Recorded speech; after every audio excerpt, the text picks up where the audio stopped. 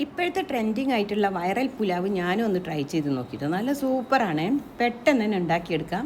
അപ്പോൾ എങ്ങനെ ഉണ്ടാക്കുന്നതെന്നൊന്ന് നോക്കിയാലോ. അതിനായിട്ട് ആദ്യം തന്നെ നമ്മളിതാ ഒരു ബൗളിലേക്ക് കുറച്ച് തൈര്, മഞ്ഞൾപ്പൊടി, അതുപോലെ കാശ്മീരി മുളക് പൊടി, പിന്നെ കപ്സ മസാല ഇതെല്ലാം കൂടി ചേർത്ത് നന്നായിട്ട് തന്നെ ഒന്ന് മിക്സ് ചെയ്തിട്ട് മാറ്റി വെക്കാം കേട്ടോ. ഇനി നമുക്കൊരു പാനിലേക്ക് ഓയിലോ നെയ്യോ എന്താണെന്ന് വെച്ചാൽ ഒഴിച്ചു കൊടുത്തിട്ട് അത് ചൂടായിട്ട് വരുമ്പോൾ കുരുമുളക്, പട്ട, ഏലക്കായ, ചെറിയ ജീരകം, ഗ്രാമ്പു ഇതെല്ലാം കൂടി ചേർത്ത് ഒന്ന് പൊട്ടി വരുമ്പോൾ നമുക്കതിലേക്ക് കനം കുറച്ച് അരിഞ്ഞിട്ടുള്ള സവാള ചേർത്തെടുക്കാം. ഒരു സവാള മതി കേട്ടോ വലുതാണെങ്കിൽ. ഇനി നമുക്ക് അതിലേക്കുണ്ടല്ലോ ഇഞ്ചി, വെളുത്തുള്ളി, പച്ചമുളക് ഇത് ചതച്ചതും കൂടി ഞാൻ ചേർത്ത് കൊടുക്കുന്നുണ്ട്. ചതച്ച അല്ലെങ്കിൽ പേസ്റ്റ് ആക്കി എടുത്താലും മതി കേട്ടോ. എന്നിട്ട് അതിലേക്ക് നന്നായിട്ട് ചെറുതായിട്ട് കനം കുറച്ച് അരിഞ്ഞിട്ടുള്ള തക്കാളിയും കൂടി ചേർത്ത് കൊടുത്ത് വീണ്ടും നന്നായിട്ട് തന്നെ ഇതൊക്കെ ഒന്നുകൊണ്ട് വെന്തുടഞ്ഞ് വരുന്നവരെ വഴറ്റിയെടുക്കാം കേട്ടോ.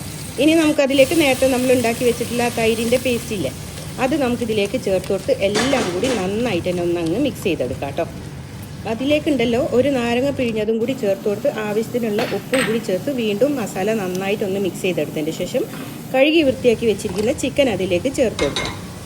എന്നിട്ട് ചിക്കനിൽ ആ മസാല പിടിക്കുന്നത് വരെ ഒരു 2 മിനിറ്റോളം ലോ ഫ്ലെയിമിലിട്ടിട്ട് നന്നായിട്ട് തന്നെ ഒന്നങ്ങ് വഴറ്റി കൊടുക്കാം കേട്ടോ.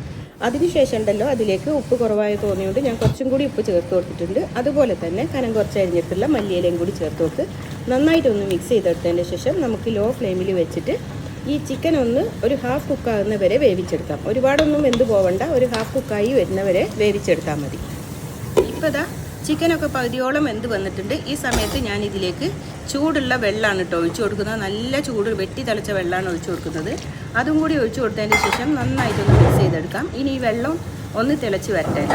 തിളച്ചതിന് ശേഷം നമുക്കിതിലേക്ക് അരി ചേർത്ത് കൊടുക്കാം. ഒരു 10-15 മിനിറ്റ് കുതിർത്തെടുത്തിട്ടുള്ള അരിയാണ് കേട്ടോ.